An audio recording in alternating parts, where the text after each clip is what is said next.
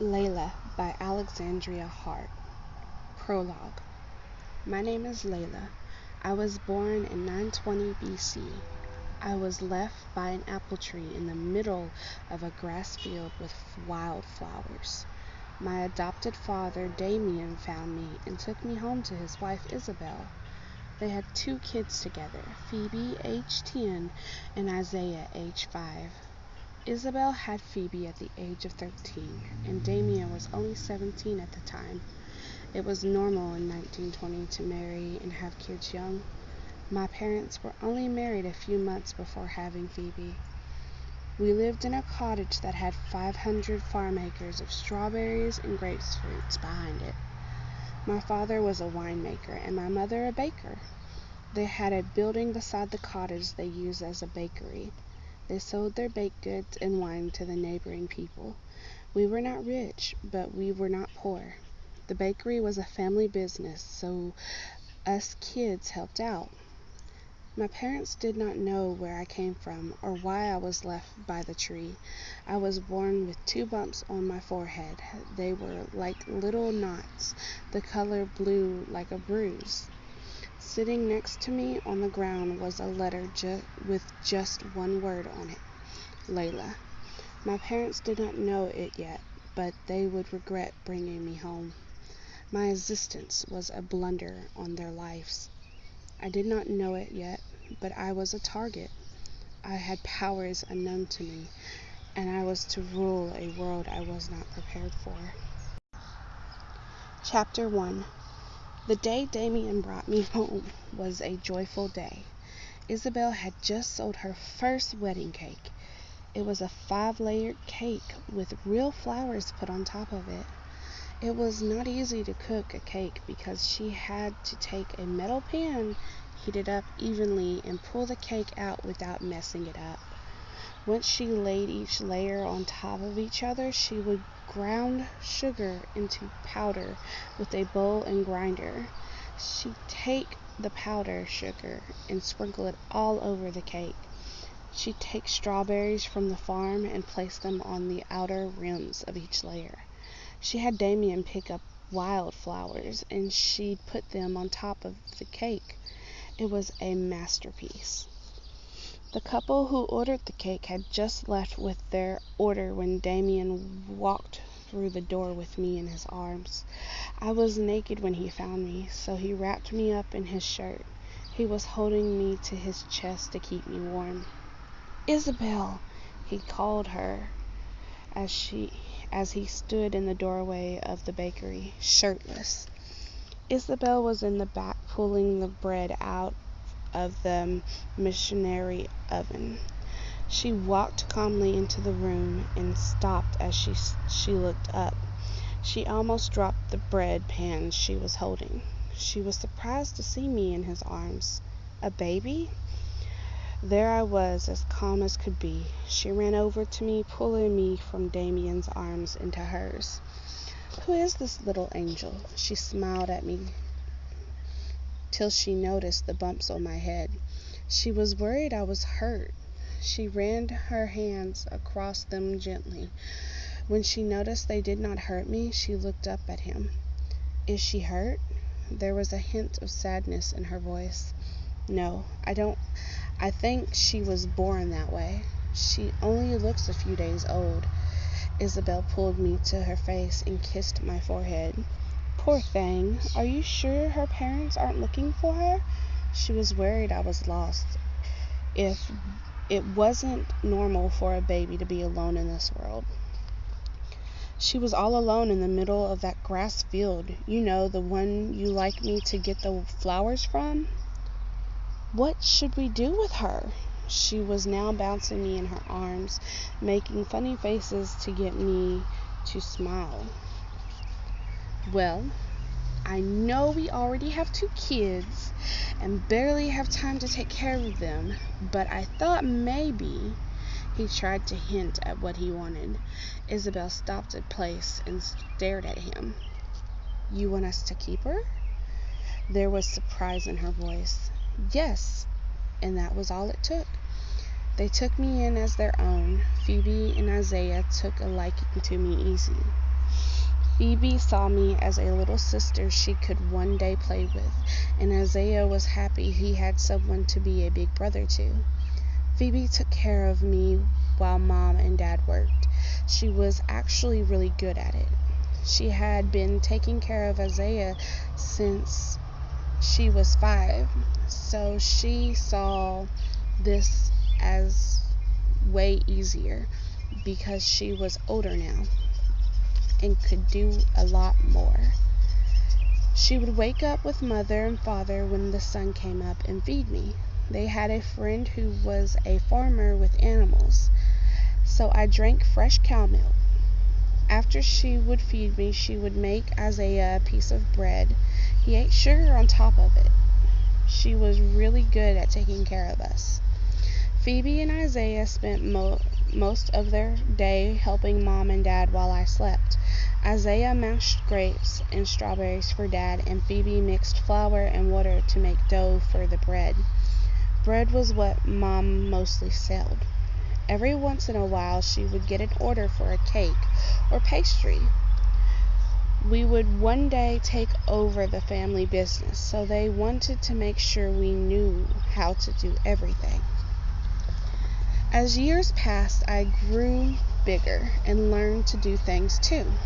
Because Phoebe learned about baking and Isaiah learned about winemaking, I was free to choose which I wanted to do.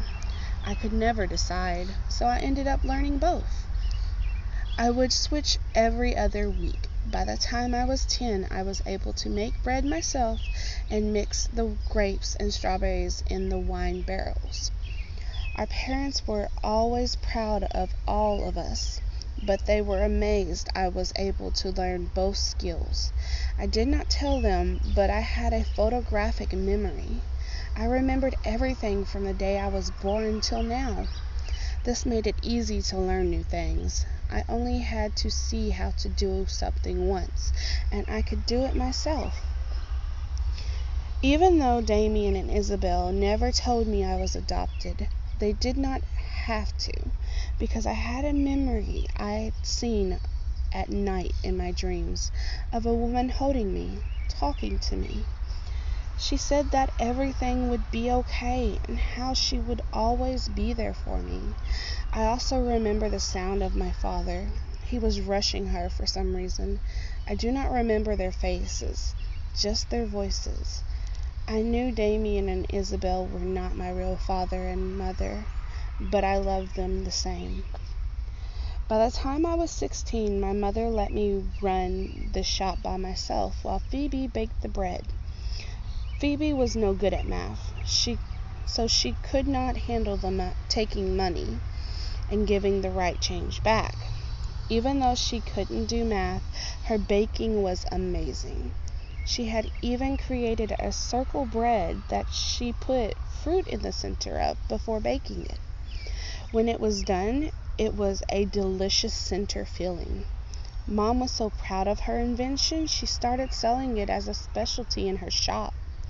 She had not named it, but it was popular. Mom said she would one day make something the queen herself would eat. After Mom told her that, it was her dream to bake for the queen. My bumps had gotten bigger as I got older. By the time I was 16, they were more like pointy knots. They were still blue. It did not hurt, but I could feel something was trying to break through the skin. My mother began to worry for me, so she took me to the town doctor. He analyzed them to the best of his ability. He told her that they were like bull horns, a piece of my bone poking out. He said he had never seen a human with them and wanted to keep me there to study. My mom called him crazy, of course, and walked out, pulling me by the arm out the door. I'm now 20, and the doctor was right. My bumps turned into little bone horns, sharp to the touch. The blue was more noticeable now. It made me wonder if all of my bones were blue. My family did not abandon me, though. My mother made me grow bangs to hide them.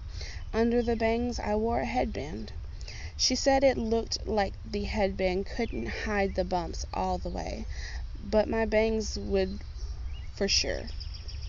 I had to be careful not to show anyone my forehead. I had no clue that these horns of mine would be the... Chapter 2. It was just another day. We were all working at our family's business. Phoebe was working in the back of the bakery with Mom, while Isaiah and Dad were bringing in the wildflowers that Mom needed for her next cake order. Phoebe had gotten so well at baking bread that Mom let her do cakes now. She had made a few and messed up a lot. She had only made one cake correct out of her 7 tries. I was at the register, greeting people who came in to buy stuff. Even though I could cook and make wine, I was the only one in my family that was great at math, reading, and writing. My dad was okay at it, but he said I was better at it than him. I was standing there listening to Mom and Phoebe talk to each other, joking around about the cake they were fixing to make when a man dressed in all black walked into the bakery. He was wearing a cloak, so I could not see his face very well. He gave me a bad vibe, but I greeted him anyways. "May I help you, sir?" I asked with a kind and gentle tone. My mother told me that manners brought the bakery a lot of customers. She said always treat the customers like family, and they will come back for more. I tried to be as sweet as I could. "Are you Layla?" the man asked in a cold tone. The sound sent chills down my spine. It was like his soul was gone, like he was dead inside. "Yes, sir, I am. Have I helped you before?" I took a harder look at the man. I did not recognize him. The man looked up at me. His face was covered with a mask. His eyes were like the color of coal. It scared me, making me step back and fall. It was like he brought fear in his wake. "Who are you?" I was yelling now, making my family run into the front. He was not a good guy. I had no clue why he was here, but I knew I needed to get away. I wanted to run, but could not move a muscle. "Layla, are you okay?" Mom came running in first, my sister behind her. They had dough all over their hands and powder on their clothes. "Layla, what's going on?" My father came in with my brother.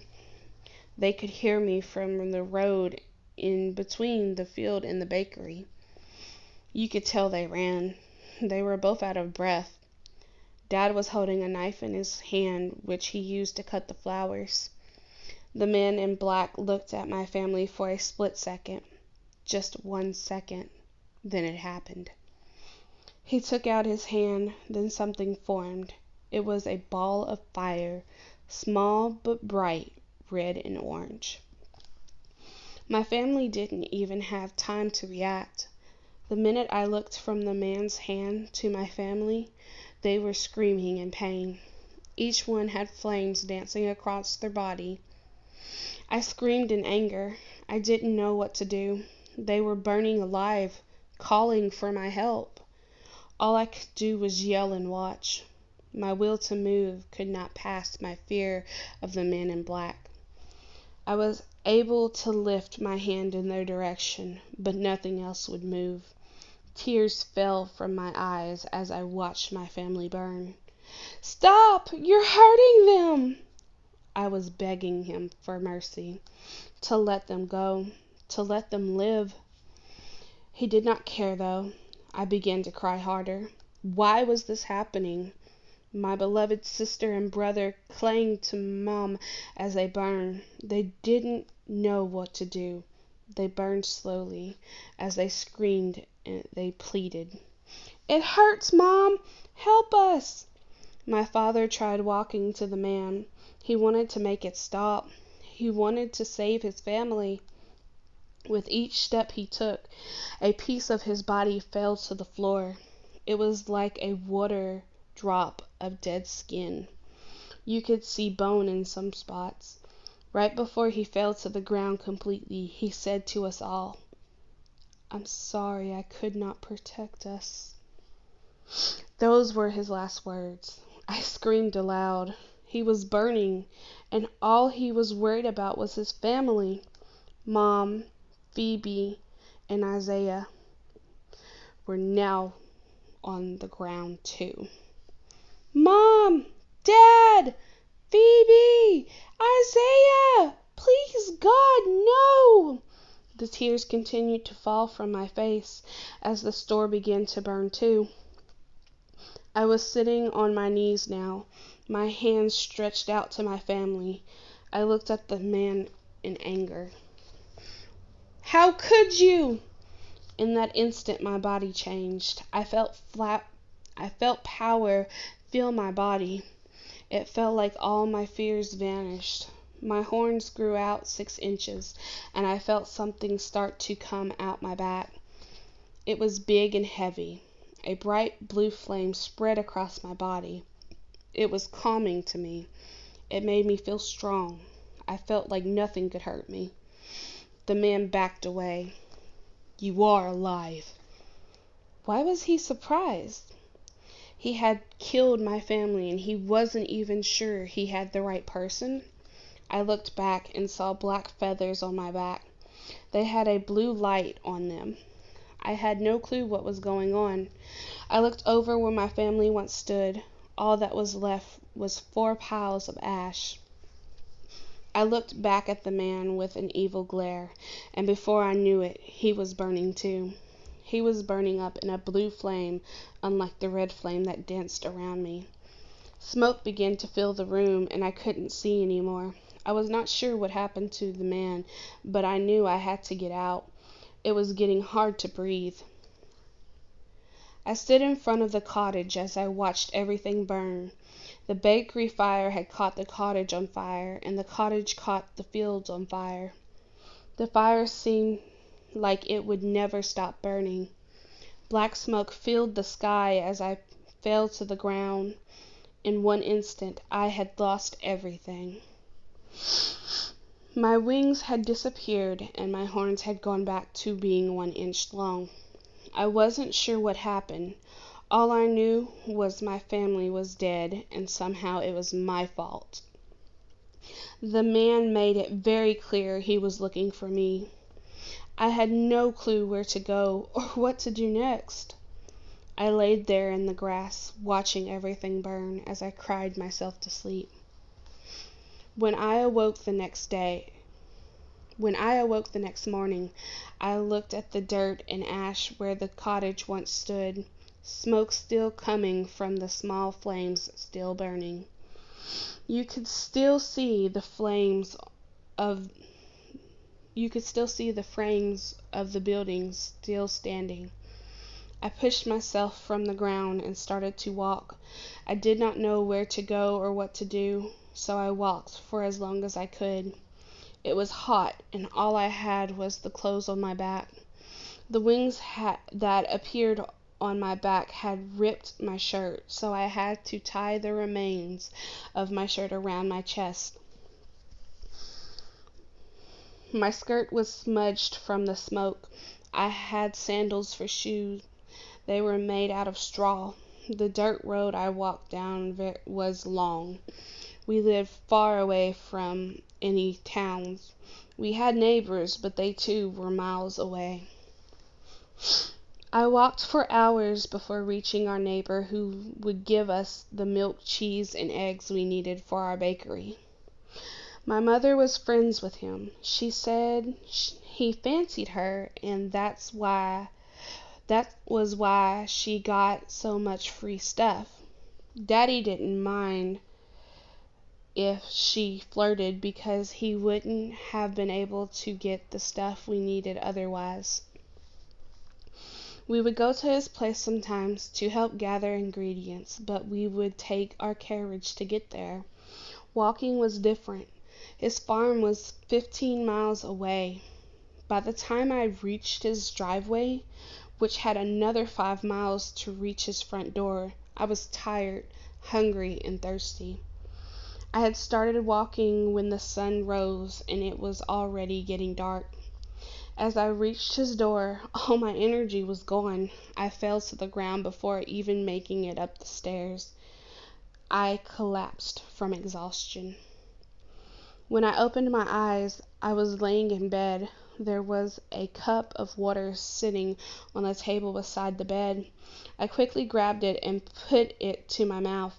I drank it in seconds. It felt like I had had nothing.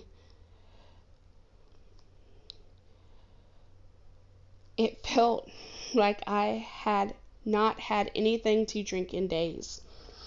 The water went down my throat, making all the dryness disappear. It wasn't enough, though. I was still thirsty when the cup was empty. I looked around the room. It was small. It had a wooden bed with straw on top, a wooden table, and an oil-soaked wick lamp. There was a window opening with air flowing through. I could feel the breeze from outside. It was warm and smelled of grass. It reminded me of home, the home that was gone. I walked out of the room into a sitting area. There was a beautiful white wooden table with white chairs. On top of the table was a metal pitcher with a little metal cup next to it. I ran to it and poured me a glass of whatever was in it. It was a sweet lemonade. I drank 2 glasses before Mr. Limer came into the room. He took me by surprise and I dropped the cup. "So you're awake, Layla. How did you get here, dear?" He bent down and picked up the cup. He was sweating. I assumed he must have been working with the animals. He had chickens, cows, pigs, and horses. I wasn't sure if I could tell him what happened. It would sound crazy. A man came into my mom's bakery and burned everything and everyone. Then he burned out of nowhere on top of that? Yeah, right. I wouldn't have even believed me. My family, the cottage, the bakery, the farm. My eyes began to water again. I wasn't ready to talk about it. To talk about it, that meant it really happened. "What of it, dear?" He walked closer to me, his face worried. "They're all gone." My face was in my hands now. My tears seeped through my fingers. How could this have happened? Why did this happen? I felt guilty. All I could think about was how the man in black said, "You are alive." He was there for me. I did not know why, but he wanted me. Mr. Limer pulled me into his chest. He was old and skinny, so it was like hugging bones. Even though it was not my mom or dad, his warmth still comforted me. I hugged him back, throwing my arms around his back. "They're all burned alive, and I couldn't save them." I sobbed into his chest. I didn't know what to do, or where to go, or who to go to. He pulled me off his chest and looked me up and down. "Let's get you a change of clothes first and foremost." He handed me a handkerchief. I wiped my eyes and stood there as he walked into another room. Was I supposed to follow him? I stood there for several seconds, trying to catch my breath. I was still crying despite my trying to stop. Mr. Limer came back with clothes in his hands. "My daughter passed away a long time ago." He walked up to me, holding the dress up to my body. "It might be a little big, but it should work. Go into the room and change." He pointed to the room I had just came from. "I didn't know you had a daughter, sir," I said in between sobs. He just smiled at me. He was a kind older guy who lived alone. I didn't know much about him. That was a long time ago. Now then, you change clothes, and I'll get you something to eat. We could talk about what